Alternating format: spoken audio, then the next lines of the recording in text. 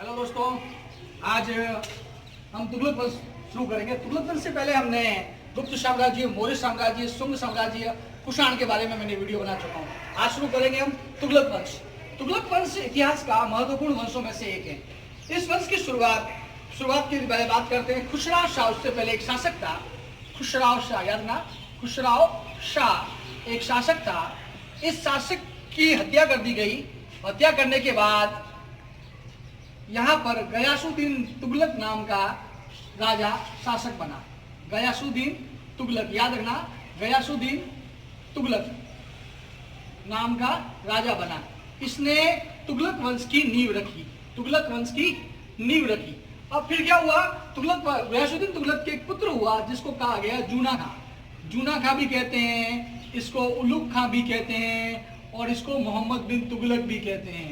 मोहम्मद बिन तुगलक भी कहते हैं। याद रखना सब नाम ये जो मैं आपको बता रहा हूं। उसके बाद हुआ यूं कि शुरुआती विद्रोह हुए। गयासुद्दीन तुगलक को कई विद्रोहों का सामना करना पड़ा।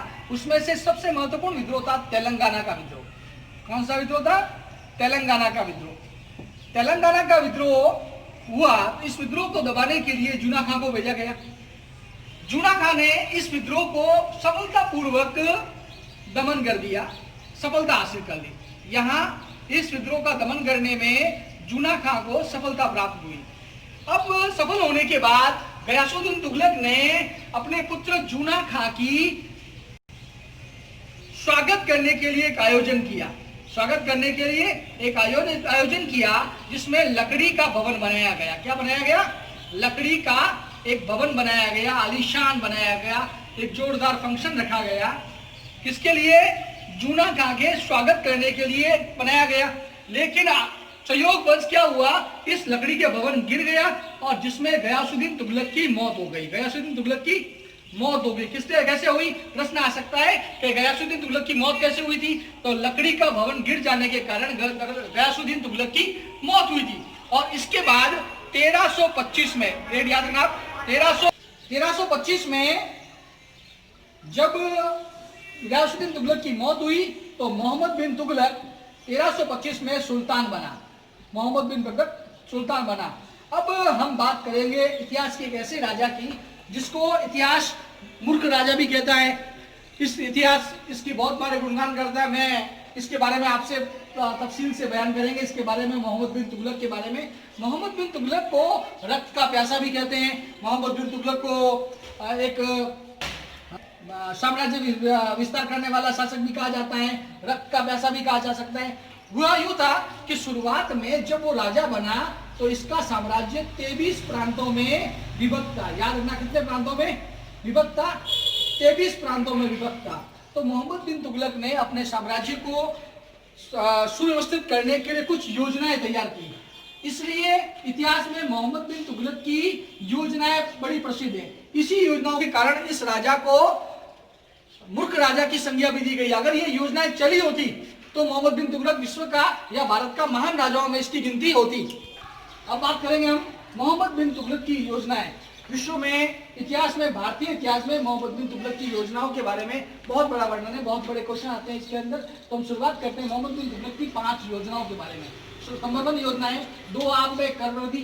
नंबर 2 देवगिरी को राजधानी बनाना। नंबर 3 सांकेतिक मुद्रा का प्रचलन। नंबर 4 खुरासान पर आक्रमण। और नंबर 5 कराचील का अभियान। शुरुआत करते हैं 2 आब में करवर्दी। 2 आब में करवर्दी। मोहम्मद बिन तुगलक ने अपनी आर्थिक दशाओं में सुधार करने के लिए अपने कुछ क्षेत्रों में करवर्दी कर दी। शायद ये शुरुआत आर्थिक दृष्टि से देखें तो बहुत अच्छा कदम था, लेकिन मोहम्मद बिन तुगलक की कहते हैं किस्मत खराब थी या इसके काम नहीं चला। तो 2 आब में कर वृद्धि के कारण वहां के क्षेत्रों में विद्रोह उत्पन्न हो गया और मोहम्मद बिन तुगलक इस विद्रोह को सामना नहीं कर पाया। ये सबसे बड़ी ये गलती रही मोहम्मद बिन तुगलक की, 2 आब में कर वृद्धि करना। नंबर 2 था, किसी भी राजा को अगर बात करेंगे तो राजधानी परिवर्तन बहुत सारे राजाओं ने किया, लेकिन मोहम्मद बिन तुगलक की राजधानी परिवर्तन करना महंगा पड़ गया। मोहम्मद बिन तुगलक ने अपनी राजधानी देवगिरी बना दी। हालांकि कहते हैं कि भाई जब ये क्षेत्र, देवगिरी क्षेत्र पूर्वी क्षेत्र था जो समुद्र के किनारे के बिल्कुल पास था, इस कारण से इसको राजधानी बनाया गया था। राजधानी बनाने का कारण था माल का आसानी से पहुंचना और आसानी से वहां से भेजना और लाना। लेकिन जो लोग राजधानी में रह रहे थे वो राजधानी छोड़कर नहीं जाना चाहते थे, इस कारण से वहां के लोगों ने इसका विद्रोह किया और दूसरी योजना मोहम्मद बिन तुगलक की ये भी फेल हो गई। इसलिए पहली योजना दोआब में करवती फेल हुई, दूसरी फेल हुई देवगिरी को राजधानी बनाना। अब आई तीसरी बारी, तीसरी थी सांकेतिक मुद्रा।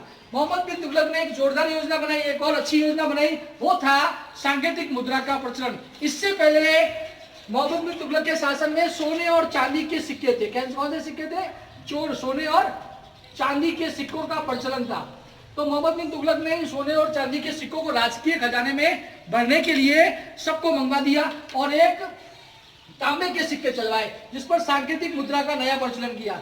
लेकिन मोहम्मद बिन तुगलक की सबसे बड़ी गलती यह थी कि इस मुद्रा का उसने कोई क्या कहते हैं मोनोग्राम नहीं बनाया, कोई सांकेतिक चिन्ह नहीं बनाया जिससे कि पता चल जाए कि वो राजा ने बनाया है। तो लोगों ने क्या किया, इन मुद्राओं को बनाने के लिए घर घर में अपने अपने बर्तन तोड़े, सामान तोड़े और घर घर में ये अपने अपने हिसाब से मुद्राएं बनाने लग गए और जिससे कि राजकीय हिसाब किताब बिगड़ गया।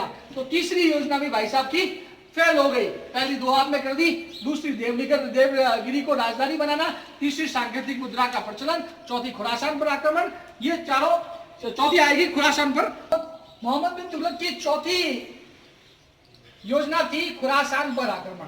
यह एक और गलती की, जब आर्थिक स्थितियां खराब थी, इनके पास समस्याएं ज्यादा थी, उस समय उन्होंने भाई साहब ने खुरासान पर आक्रमण कर दिया, जिससे कि और आर्थिक स्थितियां खराब हो गई। और अंतिम आएगा कराचील का अभियान। कराचील के अभियान में भी मोहम्मद बिन तुगलक को विफलता हासिल हुई। इस प्रकार से मोहम्मद बिन तुगलक विश्व में एक मूर्ख राजा के सामने आया। हालांकि ये योजना अगर चल जाती तो इतिहास इसको एक महान राजा भी कह सकता था, लेकिन ये पांचों योजनाएं नहीं चली। दोआब में कर दी, दूसरा देवगिरी को राजधानी बनाना, नाम रख दिया था दौलताबाद, जिसे कहते हैं ना एक कहावत भी है कि दिल्ली से दौलताबाद करना।